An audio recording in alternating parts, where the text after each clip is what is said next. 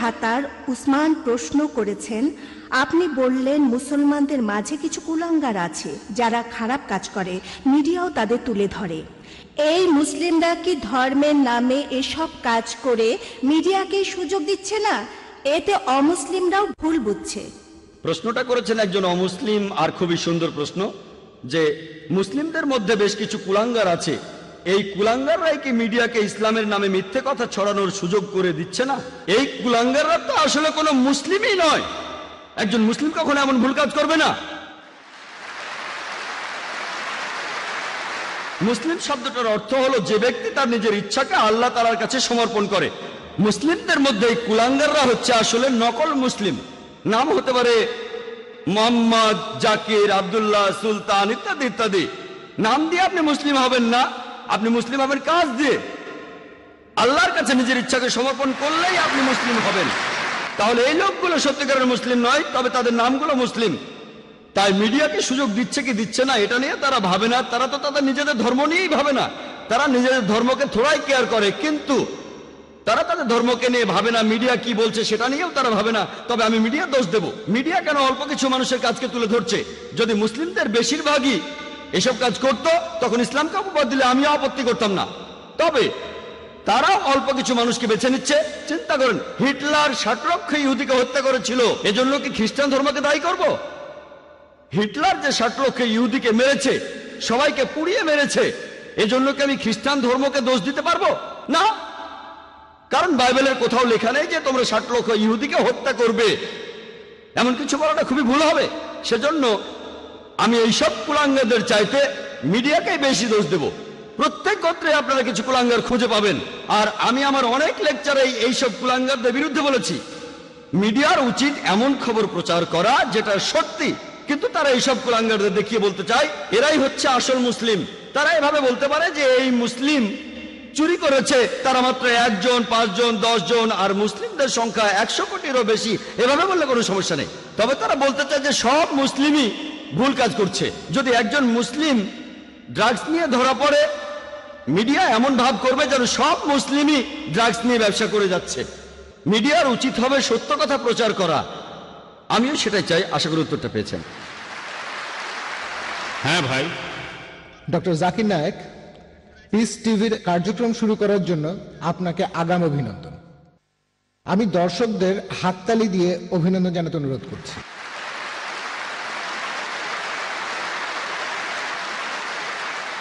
আমার প্রশ্নটা হলো, ইসলাম ধর্মে খতনা দেয়াটা বাধ্যতামূলক কেন?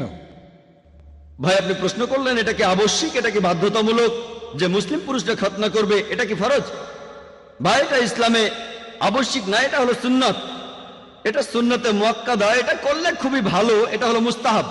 আর ইসলামে খতনা দেওয়াটা হলো সুন্নত, এটা ফরজ না। তবে খতনা দেওয়ার অনেকগুলো কারণ আছে। আমি একজন ডাক্তার হিসেবে এই সুন্নতে খতনার উপরেই পুরো একটা লেকচার দিতে পারি, তবে এটা প্রশ্নোত্তর পর্ব, আমি তাই সংক্ষেপে বলছি।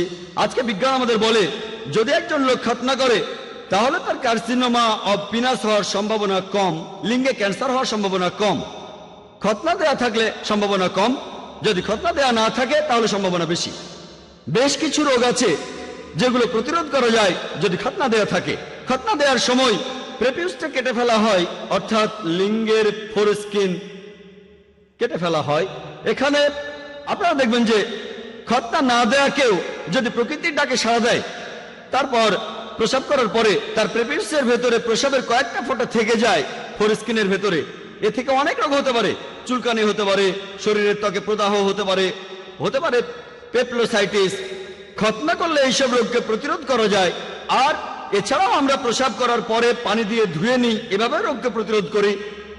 আজকে বিজ্ঞান আমাদের বলে একজন লোক বেশি যৌন তৃপ্তি পাবে যদি তার খতনা দেয়া থাকে, বেশি যৌন তৃপ্তি পাবে। এছাড়াও খতনা দেয়া থাকলে আপনার ত্বকে বিভিন্ন রকম ইনফেকশন হওয়ার সম্ভাবনাও কম। এখনকার বিজ্ঞান আমাদের বলে যার খতনা দেয়া থাকে তার এইডস রোগ হওয়ার সম্ভাবনাও অনেক কম। এইডসের ভাইরাস খুবই তাড়াতাড়ি ছড়াবে যদি খতনা করা না থাকে। এরকম আরো অনেক রোগকে প্রতিরোধ করা যায়। এজন্য আপনারা দেখবেন যে আজকের আমেরিকাতেই 50%-এর বেশি ছেলেকে তাদের জন্মের পরই খতনা দেওয়া হয়, তারা কিন্তু মুসলিম না। এমনকি আমেরিকার খ্রিস্টানরাও ডাক্তার বাবা মাকে জিজ্ঞেস করেন আপনারা কি আপনাদের ছেলেদের খতনা দিতে চান, আর তাদের 50%-এরও বেশি ছেলেকে খতনা দেওয়া হয়। ইসলামে আছে সেজন্য করে না, কারণ তারা জানে এতে করে তাদের ছেলেদের উপকার হবে। আশা করি উত্তরটা পেয়েছেন। হ্যাঁ ভাই। আসসালামু আলাইকুম, আমার নাম ইমরান মোহাম্মদ, একজন আইটি ম্যানেজার। আমার প্রশ্নটা ইসলামের বিরুদ্ধে মিডিয়ার ষড়যন্ত্রগুলো নিয়ে। মুসলিমরা কিভাবে এসব ষড়যন্ত্রের প্রতিবাদ করবে? যেভাবে আমেরিকা পুরো পৃথিবীকে শাসন করতে চাচ্ছে, ইসলামকে দাবিয়ে রাখতে চাচ্ছে, ইত্যাদি ইত্যাদি। এসব ক্ষেত্রে প্রায় দেখা যায় যেসব মুসলিম তাদের ধর্ম সম্পর্কে খুব একটা জানে না, তারা মিডিয়ার এইসব মিথ্যা রটনা শুনে সেগুলোই বেশি করে বিশ্বাস করে। মুসলিমদের কিভাবে এসব ষড়যন্ত্রের মোকাবেলা করা উচিত? ভাই, আপনি একটা প্রশ্ন করলেন যে কিভাবে একজন মুসলিম প্রতিবাদ করবে বিভিন্ন ষড়যন্ত্রের বিরুদ্ধে যেগুলো আমেরিকানরা ইসলামের বিরুদ্ধে প্রচার করে থাকে, আর আমরাও বুঝতে পারি না যে কি করতে হবে। প্রথমে যেটা করতে হবে, আগে জানতে হবে আমাদের দিনকে। দুর্ভাগ্যজনকভাবে বেশিরভাগ মুসলিমই নিজের ধর্ম সম্পর্কেই জানে না। এই জন্যই আমরা এই সমস্যায় পড়ি। যদি নিজের ধর্মটা ভালোভাবে জানি, তাহলে মিডিয়া এই মিথ্যা কথাগুলো প্রচার করার সুযোগ পাবে না। দুর্ভাগ্যজনকভাবে আমরা আমাদের ধর্মকে জানি না, আর এ কারণে মিডিয়া যখন বিভিন্ন খবর প্রচার করে আমরা মুসলিমরা লজ্জিত হই, তাদের সে কথাগুলো মেনে নেই। আমি একটা উদাহরণ দেই। একবার এক ধার্মিক মুসলিম, মাশাআল্লাহ, তিনি একদিন আমাকে বললেন, ভাই জাকির, আপনি কি জানেন এই তালেবানরা তারা খুবই নিষ্ঠুর, খারাপ মানুষ। আমি বললাম কেন? কারণ কি? কারণ তারা মহিলাদের মারে। আপনাকে কে বলেছে? আমি নিজের চোখেই দেখেছি। কোথায় দেখেছেন? আমি বিবিসিতে দেখেছি। আমি এখানে তালেবানদের পক্ষে কথা বলছি না, তারা আমার বন্ধু না, আবার শত্রুও না, তাদের পক্ষে বলছি না, তারা আমার বন্ধু না। আমি পৃথিবীর বিভিন্ন দেশে ঘুরে বেড়াই। একবার মালয়েশিয়াতে লেকচার দিচ্ছিলাম, সেখানে এক দম্পতি, তারা দুজনেই ডাক্তার, একজন স্ত্রী রোগ বিশেষজ্ঞ, অন্যজন শিশু রোগ বিশেষজ্ঞ। তারা 1 মাসেরও বেশি সময় আফগানিস্তানে ছিলেন, সেখানে তারা আহত লোকদের চিকিৎসা করছিলেন। আর সেই মহিলা ডাক্তার, তিনি আমাকে বললেন, টেলিভিশনে যে ভিডিওটা দেখানো হয়েছে, তালেবানরা এক মহিলাকে মারছে, তারা তালেবান না। আপনি কিভাবে জানলেন? কারণ আমি তালেবানদের সাথে ছিলাম, আমি জানি তারা কিভাবে পাগড়ি বাঁধে। যেমন ধরুন, আমরা আরব নই, তাই আমরা বুঝতে পারবো না পাগড়ি বাঁধার কতগুলো নিয়ম আছে আরবদের মধ্যে। তবে আরবরা জানে যে আরব আমিরাতে পাগড়ি পরার নিয়ম একরকম, সৌদি আরবে পাগড়ি পরার নিয়ম আরেক রকম, কুয়েতে পাগড়ি পরার নিয়ম আলাদা। তারা জানে, কিন্তু আমরা জানি না। মহিলা তালেবানদের সাথে ছিলেন, তাই জানেন যে লোকগুলো পাগড়ি পরেছে সেই ভিডিওতে, তালেবানরা সেভাবে পড়ে না। তাই এই শুটিংটা হলিউডে বা অন্য যেখানে হোক, তারা ভালোভাবে সেই শুটিংটা করতে পারেনি।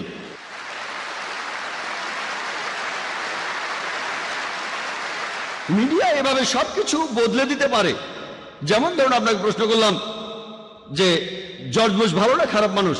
ভালো না খারাপ? আপনি বললেন ভালো মানুষ না।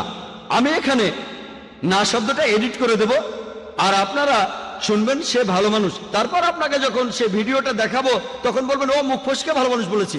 আপনি ভালো মানুষ বলেননি, আপনি বলেছেন সে ভালো না। আমি না শব্দটা এডিট করে দিলাম, তারপর আপনাকে দেখালাম, দেখুন ভাই, আপনি ভালো বলেছেন। তখন বলবেন, ভুল করে বলেছি, আমি মুখ ফসকে বলেছি। মুখ ফসকে বলেননি, আপনি বলেছিলেন সে ভালো মানুষ না। আমি না শব্দটা বাদ দিলাম, আর শুনে মনে হবে সে ভালো। এভাবে মিডিয়া অনেক রকম খেলা করে। আর আমরা মুসলিমরা, আমাদের যেটা করা উচিত, আমরা আমাদের ধর্মটাকে খুব ভালো করে জানবো, আমাদের দিন সম্পর্কে ভালো করে জানবো। আর যখন এই মিডিয়া প্রচার করবে এইসব, তখন সেগুলো শুনে আমরা তাতে প্রভাবিত হব না। ইসলামকে বিচার করতে চাইলে মূল ধর্মগ্রন্থগুলো দেখতে হবে, কোরআন এবং সহিহ হাদিস। একজন মুসলিম বা মুসলিম সমাজ কি করে সেটা দিয়ে বিচার করলে হবে না। ইসলাম ধর্মকে বিচার করতে চাইলে এটা দিয়ে করব না যে ইন্ডিয়া, পাকিস্তান, আফগানিস্তান বা সৌদি আরবের মুসলিমরা কি করে। আমি ইসলামকে বিচার করব মূল ধর্মগ্রন্থগুলো দিয়ে, কোরআন এবং সহিহ হাদিস। আমরা এগুলো মেনে চলবো। আর মিডিয়ার এসব প্রচারের উত্তরে আমাদের জানতে হবে কিভাবে টেবিলটা উল্টে দেওয়া যায়। যেমন সেই সাংবাদিক দুটো প্রশ্ন করবেন, কিন্তু প্রশ্ন করেছেন মাত্র একটা। কারণ প্রথম প্রশ্নের উত্তরে যা বলেছি, তিনি সেটা আশা করেননি। তিনি আশা করেননি যে আমি বলবো আমি আমার দেশ নিয়ে গর্বিত। ভেবেছিলেন আমি বলবো দেশ নিয়ে আমি গর্বিত না। আমি অবশ্যই আমার দেশ নিয়ে গর্বিত, আমি কোনো মিথ্যে কথা বলছি না। আমি ইন্ডিয়াকে নিয়ে গর্বিত। আর ইন্ডিয়া হচ্ছে একটা যুদ্ধক্ষেত্র। আমরা হলাম মুজাহিদ, জিহাদ, আমরা সবাই চেষ্টা করছি। আর আমার নামটা নায়েক। সংস্কৃতিতে নায়েক মানে যোদ্ধা, একজন বীর। তাহলে নামেও তো আমি একজন মুজাহিদ। আমাকে এই যুদ্ধের ময়দানে থাকতে হবে, আমাকে আমার কাজ করতে হবে। আর সেজন্য আমি বোম্বেতে থাকতে চাই, কিন্তু লোকজন আমাকে অন্য জায়গায় থাকতে বলে। অনেক লোক আবার আমাকে অন্য কোনো দেশে থাকার পরামর্শ দেয়। আপনার জীবন তো হুমকির মুখে, কেন এই যুদ্ধের ময়দানে থাকবেন? এটা আমার যুদ্ধ, আর দেশকে আমি অনেক কারণে ভালোবাসি, অনেক কারণ আছে। আলহামদুলিল্লাহ, আমি দেশ নিয়ে গর্বিত। সেজন্য মিডিয়ার এইসব প্রচারের উত্তরে আমাদের জানতে হবে কিভাবে টেবিলটা উল্টে দেওয়া যায়। আশা করি উত্তরটা পেয়েছেন। হ্যাঁ বোন। আসসালামু আলাইকুম ডক্টর নায়েক। আমি যেহেতু মিডিয়ায় কাজ করছি, তাই প্রশ্নটা প্রায়ই আমার মাথায় আসছে। আমি দুবাইয়ের একটা ট্রেড জার্নালের এডিটর। আমার প্রশ্নটা মূলত আল কায়দা আর ওসামা বিন লাদেনকে নিয়ে। আমরা সবাই জানি যে ওসামা বিন লাদেন যখন রাশিয়ার কমিউনিজমের বিরুদ্ধে যুদ্ধ করছিলেন, আফগানিস্তানে যুদ্ধ করছিলেন, তখন তিনি মানুষের কাছে ছিলেন একজন নায়ক। আর তার অনেক অনেক বছর পরে এই নায়কই একদিন হয়ে গেলেন রাক্ষস। এটা আমরা সবাই জানি। তো এখন আমার কথা হলো যে সাংবাদিকতার একটা উদ্দেশ্য থাকতে হবে। আমরা বিভিন্ন রিপোর্ট মানুষের সামনে তুলে ধরবো, যে রিপোর্ট করার সময় সাংবাদিকদের কোনো উপসংহার টানা বা মন্তব্য করা উচিত না। আর পশ্চিমা মিডিয়া তারা বিভিন্ন নিয়ম বানাচ্ছে আর নিজেরাই সে নিয়ম ভাঙছে। এখনকার দিনে এটাই ঘটছে।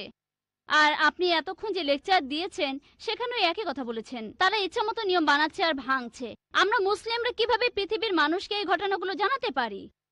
আপনাকে আমি উদাহরণ হিসেবে বলি, পৃথিবীতে যত হিংসাত্মক ঘটনা ঘটছে তারা বলছে এগুলোর জন্য দায়ী আল কায়দা।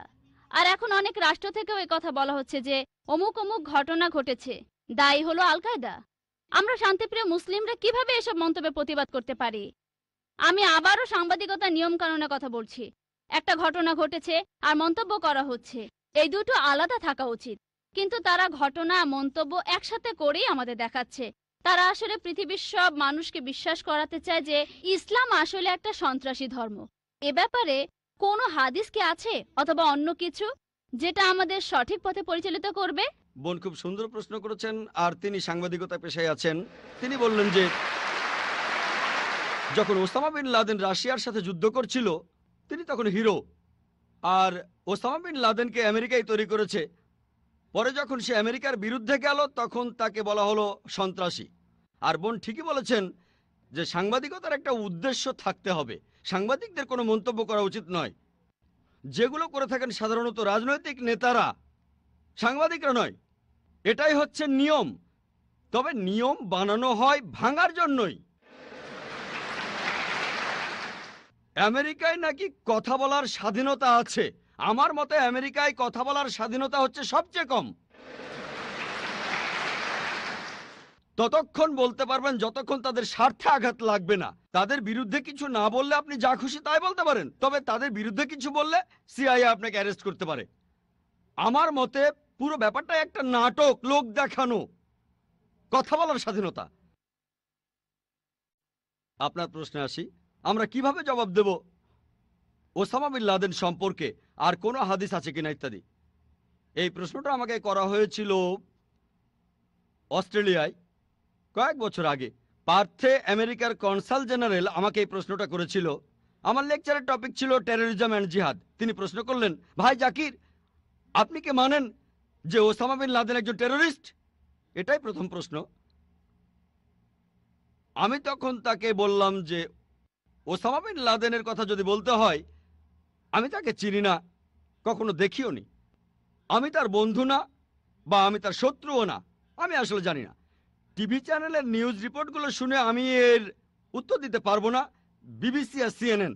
আল্লাহ পবিত্র কোরআনে বলেছেন, সূরা হুজুরাতের 6 নম্বর আয়াতে উল্লেখ করা হয়েছে, তোমার কাছে যদি কোনো বার্তা আসে সেটা পরীক্ষা করে তারপর খবরটা অন্য কাউকে বলো।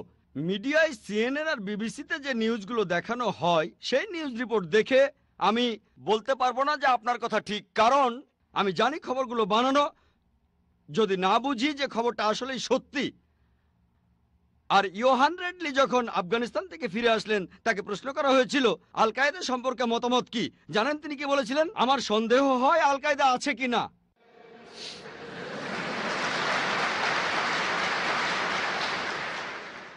তাহলে সিএনএন আর বিবিসিতে প্রচারিত নিউজ রিপোর্টগুলোর উপর নির্ভর করে আমি এর উত্তর দিতে পারবো না। আল্লাহ জানে আসল ঘটনা কি। তবে সিএনএনকে কন্ট্রোল করে আমেরিকা। সেখানে জানতে পারি যে তারা হাজার হাজার আফগানিকে হত্যা করেছে, ইরাকে আক্রমণ করেছে, এই চ্যানেলগুলোই বলে। এই চ্যানেলের মালিক যারা তারাই যখন এগুলো বলছে আর গর্ব করছে, তাহলে এই খবরটা নিশ্চিত। তাহলে যদি বলেন কে 1 নম্বর টেরোরিস্ট, আমার মতে জর্জ বুশ। এই কথাটা পরের দিন পেপারে হেডলাইনে আসলো যে ডক্টর জাকির নায়েক বলেছেন তিনি একজন মৌলবাদী আর জর্জ বুশ 1 নম্বরের টেরোরিস্ট। অস্ট্রেলিয়ার নিউজ পেপারে হেডলাইন হয়েছিল। জানেন, কিছুদিন আগে একটা সার্ভে করা হয়েছিল, আমেরিকার শিকাগোতে একটা সার্ভে করা হয়েছিল, আর সেই সার্ভেটাতে টেরোরিস্ট হিসেবে নাম দেওয়া হয়েছিল 3 জনের। 3 জন, 1 নম্বর ওসামা বিন লাদেন, 2 নম্বর সাদ্দাম হোসেন, 3 নম্বর জর্জ বুশ। আর এই সার্ভেটা শিকাগোর বিভিন্ন শহরের লোকজনের উপর করা হয়েছিল। যে আপনাদের কি মনে হয়, মুসলিম অমুসলিম সবাই, অমুসলিমরাও, আপনারা কাকে 1 নম্বর টেররিস্ট মনে করেন? আর উত্তরগুলো সব একই, উত্তরগুলো একই রকম, সবাই বলছে জর্জ বুশ। সবচেয়ে কম ছিল 74%। 74% লোক বলেছে জর্জ বুশ 1 নম্বর টেররিস্ট। আর সবচেয়ে বেশি 78% বলেছে যে তাদের মতে জর্জ বুশ 1 নম্বর টেররিস্ট। আমি না। তবে লোকজন আসলে এসব কথা বলতে চায় না, মানুষ এসব কথা বলতে ভয় পায়। একটা হাদিস আছে, আমাদের প্রিয় নবীজি সাল্লাল্লাহু আলাইহি সাল্লাম বলেছেন, যদি কোনো রকম অন্যায় হতে দেখো, হাত দিয়ে সেটা থামাও। যদি হাত দিয়ে থামাতে না পারো, তবে মুখ দিয়ে থামাও। যদি মুখ দিয়েও থামাতে না পারো, তখন তুমি মনে মনে অভিশাপ দাও তাকে, আর তখন তুমি হবে সবচেয়ে নিচু স্তরের মুমিন। তাই আমি স্পষ্ট করে বলি, আমি সত্য কথা বলি, আল্লাহ কিছু মানুষকে হাত দিয়ে থামানোর সামর্থ্য দিয়েছেন, কিন্তু তারা না থামালে আল্লাহ তাকে প্রশ্ন করবেন। আল্লাহ অন্তত কথা বলার সামর্থ্য দিয়েছেন, তাই আমি কথা বলে যাচ্ছি। এ কথাটা আমি ইংল্যান্ডেও বলেছি, সেখানকার পুলিশ চিফের সামনে, সেখানকার মেয়রের সামনে, আমেরিকায় বলেছি, অস্ট্রেলিয়ায় বলেছি, মালয়েশিয়ায় বলেছি। তবে আমি বলেছি হিকমার সাথে, হিকমার সাথে, হিকমার সাথে কথা বলেছি। আল্লাহ আমাকে কথা বলার সামর্থ্য দিয়েছেন। যদি আমি না বলি তাহলে আল্লাহ আমার এই ক্ষমতা কেড়ে নেবেন। আল্লাহ আমার কথা বলার ক্ষমতাটা কেড়ে নেবেন। এটাও না পারলে মনে মনে অভিশাপ দেন। আর অমুসলিমরাও এ কথা বলছে।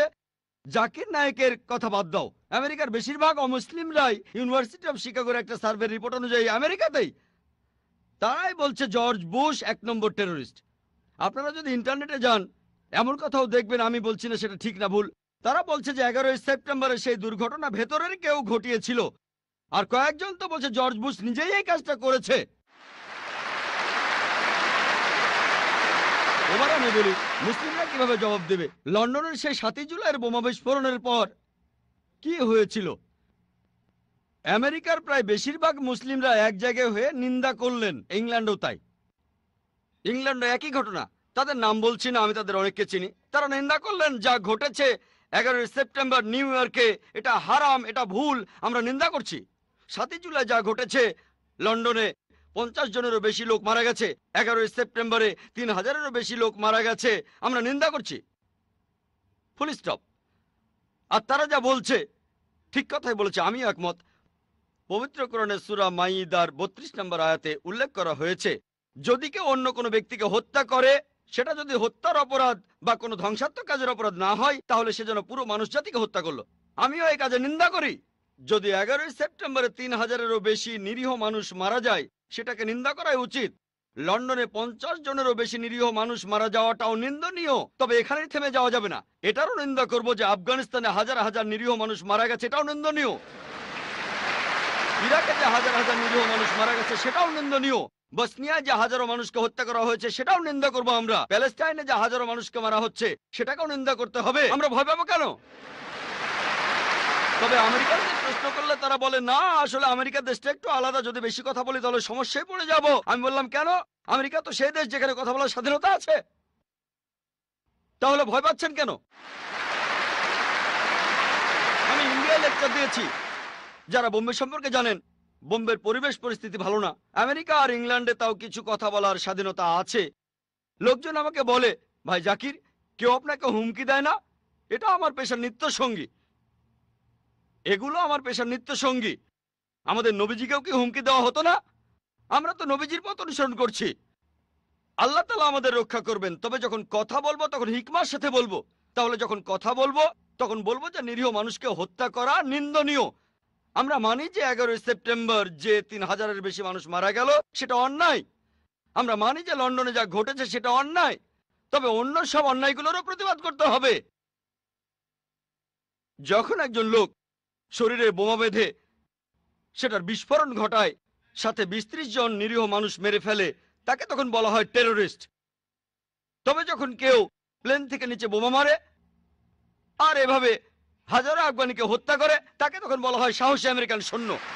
এতে সাহসের কি আছে? এটাকে বলা হয় চুরি করে যুদ্ধ। এতে সাহসের কি আছে? উপর থেকে বোমা ফেলছেন আর একটা বোমাতে কাজ হচ্ছে 50টা বোমার সমান। আমাদেরকে বুঝতে হবে যে ইসলাম হলো সত্যের ধর্ম। আর আমি আমার প্রশ্নের উত্তর শেষ করার আগে পবিত্র কোরআনের একটি আয়াতের উদ্ধৃতি দেব। সূরা ইসরার 81 নম্বর আয়াতে উল্লেখ করা হয়েছে, وقل جاء الحق وزهق الباطل ان الباطل كان زهوقا। যখন সত্য এসে মিথ্যের সামনে দাঁড়ায়, মিথ্যে বিলুপ্ত হয়, কারণ মিথ্যে প্রকৃতিগত কারণে বিলুপ্ত হবে।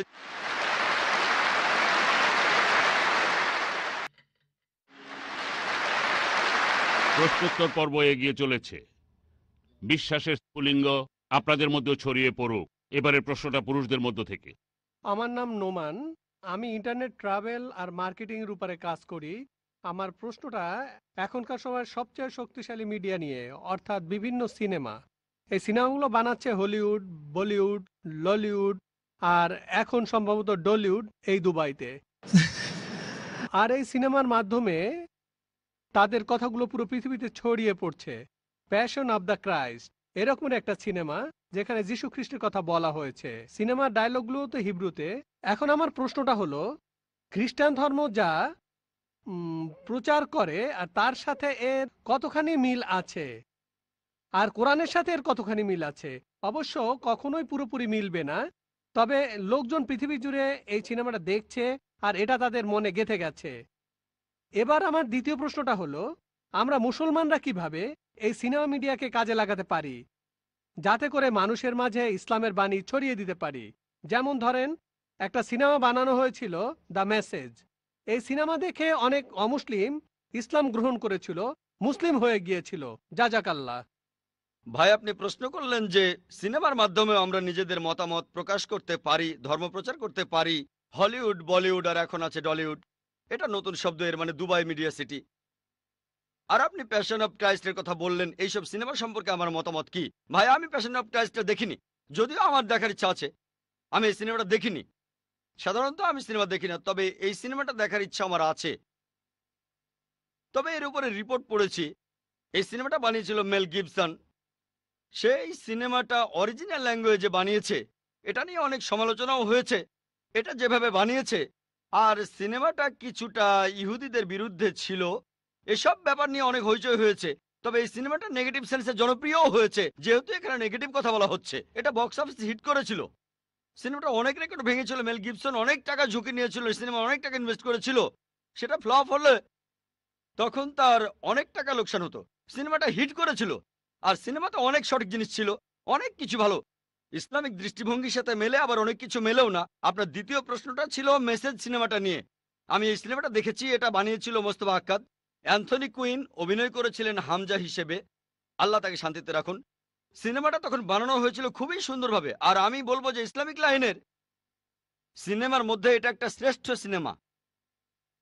আলহামদুলিল্লাহ, সিনেমার হিরোকে না দেখিয়ে, নবীজি মোহাম্মদ সাল্লাল্লাহু আলাইহি সাল্লামকে না দেখিয়ে, তার কোনো ছবি না দেখিয়ে, তার কণ্ঠস্বর না শুনিয়ে, আলহামদুলিল্লাহ সিনেমার সব ঘটনা মোহাম্মদ সাল্লাল্লাহু আলাইহি সাল্লামকে ঘিরেই হচ্ছে, কিন্তু তাকে দেখানো হচ্ছে না, কণ্ঠ শোনানো হচ্ছে না। একবার শুধু তার উঁটা লাঠিয়ে দেখানো হয়েছে, এই। কিন্তু সেখানে ক্যামেরা যে অ্যাঙ্গেলে ধরা হয়েছে, যে যখন নবীজি ঘুরে অন্য কোনো দিকে তাকাচ্ছেন তখন ক্যামেরার অ্যাঙ্গেলটাও সেদিকে যাচ্ছে। ডিরেকশন অসাধারণ। এটা একটা মাস্টারপিস। আর এরকম ভালো সিনেমা আমাদের আরো প্রয়োজন। তবে এই সব সিনেমার বাজেট অনেক, কয়েক মিলিয়ন ডলার লাগে, লক্ষ লক্ষ ডলার। এই বাজেটের ব্যাপারটা আছে। কিন্তু সিনেমাটা ব্যবসা সফল ছিল। মুস্তফা আক্কাদ তারপর আরেকটা ফিল্ম বানিয়েছিলেন, নাম ছিল ওমর মুক্তার। এটা ঠিক পুরোপুরি ইসলামের কথা বলছে না, একজন মুসলিমের কথা বলছে। আর এই সিনেমাটাও বক্স অফিসে হিট করেছিল। এরকম সিনেমা আরো দরকার। তবে খেয়াল রাখতে হবে সেটা যেন শরিয়া মেনে হয়, কোরআন আর সুন্নাহ মেনে। যেমন আমি মনে করি না যে মেসেজ সিনেমাটার সবকিছুই ঠিক। সব মিলিয়ে সিনেমাটা ভালো, কিছু ভুল জিনিসও দেখানো হয়েছে, তবে সব মিলিয়ে সিনেমাটা ভালো, সামগ্রিকভাবে এটা ভালো। আমাদেরকে ইসলামিক শরিয়া মেনে এরকম সিনেমা বানাতে হবে, কোরআন আর হাদিসের বিরুদ্ধে যাব না, শরিয়া মেনেই বানাবো। শুধু সিনেমায় নয়, আমাদের নাটক বানাতে হবে, সিরিয়াল বানাতে হবে, ডকুমেন্টারি বানাতে হবে। আর মিডিয়া জিনিসটা আসলে একটা সাদা হাতি। সাদা হাতি, সাদা হাতি। আপনারা হয়তো কোন বানাগা ক্রোড়পতির নাম শুনেছেন। আসল অনুষ্ঠানটা who wants to be a millionaire, প্রতি অনুষ্ঠানে $1 মিলিয়ন খরচ করে, মাত্র একটা এপিসোডে 4 কোটিরও বেশি রুপি খরচ করে, মাত্র একটা এপিসোডে 45 থেকে 50 মিনিট। বোম্বেতে লেবার কস্ট অনেক কম, তবে অমিতাভ বচ্চন এক্সপেন্সিভ। তাহলে এইসব ক্ষেত্রে বাজেটে বাধা আছে। যাদের এইসব খরচ বহনের সামর্থ্য আছে তারা যদি স্পন্সর করেন, তাহলে এমন ফিল্ম বানিয়ে আমরা ইসলামকে প্রচার করতে পারি। তবে আমি বিশ্বাস করি মাকরুম মাকারাল্লাহ ওয়াল্লাহু খায়রুল মাকারিন। হলিউডে একটা সিনেমা বানানো হয়েছে, দ্য কিংডম অব হেভেন। সিনেমাটা বানিয়েছেন খুবই বিখ্যাত একজন ডিরেক্টর, আর তিনি এখানে দেখিয়েছেন কিভাবে ক্রুসেডাররা আক্রমণ করে হাজারো মানুষকে হত্যা করলো। আর তারপর সালাউদ্দিন হিরো, তিনি আসলেন, তাকে এখানে হিরো দেখানো হয়েছে। এই ব্যাপারটা নিয়ে পশ্চিমা মিডিয়ায় খুবই হইচই হয়েছিল যে এমন সিনেমা কিভাবে বানালো। সে একজন খ্রিস্টান, সে তার সিনেমায় আসল সত্যি কথাটা তুলে ধরেছে। তবে এই ব্যাপারটা পশ্চিমারা হজম করতে পারেনি, খুবই হইচই হয়েছিল। তবে যেহেতু সিনেমা ডিরেক্টর ছিলেন খুবই বিখ্যাত, আলহামদুলিল্লাহ এতে করে খুব বেশি একটা ক্ষতি হয়নি। তাহলে একজন অমুসলিম এমন সিনেমা বানিয়েছে। আমি যদিও সিনেমাটা দেখিনি, তবে নিউজ রিপোর্ট পড়েছি যে সিনেমাটা খুবই সুন্দর। এখানে তুলনামূলকভাবে অনেক সত্যিই বলা হয়েছে। এমন সিনেমাকে উৎসাহিত করতে হবে। আশা করি উত্তরটা পেয়েছেন। ওয়ালাইকুম আসসালাম। এই প্রশ্নটা আমার বাবা মায়ের পক্ষ থেকে করছি। আমার প্রশ্নটা হলো মুসলিম মিডিয়াকে সাহায্য করার ব্যাপারে। আরব বিশ্বের ব্যাপারে কি বলবেন, বিশেষ করে ইন্ডিয়ার ব্যাপারে?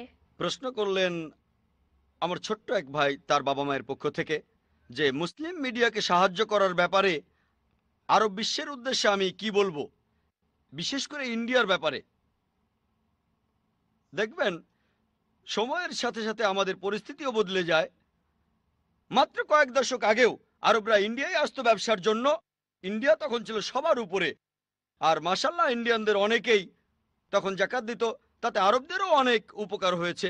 এখন অনেক দামি সম্পদ, কালো স্বর্ণ আল্লাহ তাদের দিয়েছেন, মাশাআল্লাহ। এখন তারা অনেক ধনী। এখন দেখা যায় যে ইন্ডিয়ানরাই আরব বিশ্বে চাকরি করতে আসে, ব্যবসা করতে আসে, দুবাইয়ে, সৌদি আরবে আসে, আলহামদুলিল্লাহ। আমি তাদের উদ্দেশ্যে যেটা বলতে পারি যে মুসলিমদের কথা যদি বলতেই হয়, সে কথাটা আমি আগেও বলেছি যে সব মুসলিমেরই দায়িত্ব ইসলামকে প্রচার করা। আল্লাহ তাআলা আপনাদের বেশি সম্পদ দিয়েছেন, তাই আপনাদেরকে বেশি প্রশ্ন করবেন। কিয়ামতের দিন আল্লাহ প্রশ্ন করবেন তোমাদের সম্পদ দিয়েছিলাম, তা দিয়ে কি করেছো? তাই আমি বলবো আল্লাহ আপনাদের বেশি সম্পদ দিয়েছেন, আল্লাহর রহমতে আপনারা এখন কালো স্বর্ণের মালিক। তাই ইসলাম ধর্মের প্রচারে এই সম্পদকে ব্যবহার করুন। শুধুমাত্র ইন্ডিয়ায় না, আলহামদুলিল্লাহ ইন্ডিয়ার তেমন কোনো সমস্যা নেই, মাশাআল্লাহ। সেখানে এমন অনেকেই আছেন, মাশাআল্লাহ। ইন্ডিয়ায় অনেক সমস্যা আছে, সমস্যা নেই বলবো না, তবে আলহামদুলিল্লাহ আমরা নিজেদের ব্যাপারগুলো দেখব। কিন্তু অন্যান্যদের প্রয়োজন আছে। ইন্ডিয়ায় অনেক এতিম শিশু আছে, পৃথিবীর বিভিন্ন জায়গায় এতিম শিশু আছে, আর মানুষ তাদের সাহায্য করছে, আলহামদুলিল্লাহ কোনো সমস্যা নেই। তবে সাধারণভাবে আমি সামগ্রিকভাবে বলবো, আরবদের উদ্দেশ্যে আমি এই কথা বলবো, যেহেতু আল্লাহ তাদের কালো স্বর্ণ দিয়েছেন, তাদের উচিত হবে সত্যের ধর্ম প্রসারে এগিয়ে আসা। ব্যক্তিগতভাবে আমি অনেককেই চিনি আরবদের, তাদের পকেটে যে টাকা থাকে সেটা দিয়েই তারা 5-10টা চ্যানেল খুলতে পারে, পকেট মানি দিয়েই 5 থেকে 10টা চ্যানেল আল্লাহ তাদের দিয়েছেন এই সম্পদ। তাই আমি তাদের অনুরোধ করব যে তারা যেন এটার সদ্ব্যবহার করেন ভালো কাজের জন্য, দিন প্রসারের জন্য, যাতে করে তারা আখিরাতে উপকৃত হয়। এতে ইসলামের কোনো উপকার হবে না, ইসলামের কোনো দরকার নেই আপনাকে আমাকে, এটা আমাদের নিজেদের ভালোর জন্যই। আল্লাহ পবিত্র কোরআনে বলেছেন আল্লাহ তোমাদের মুখাপেক্ষী নন, বরং তোমরাই আল্লাহ তাআলার মুখাপেক্ষী। তাহলে ইনশাআল্লাহ রোজ কিয়ামতের দিন এই সওয়াবটা তাদের জান্নাতে নিয়ে যাবে।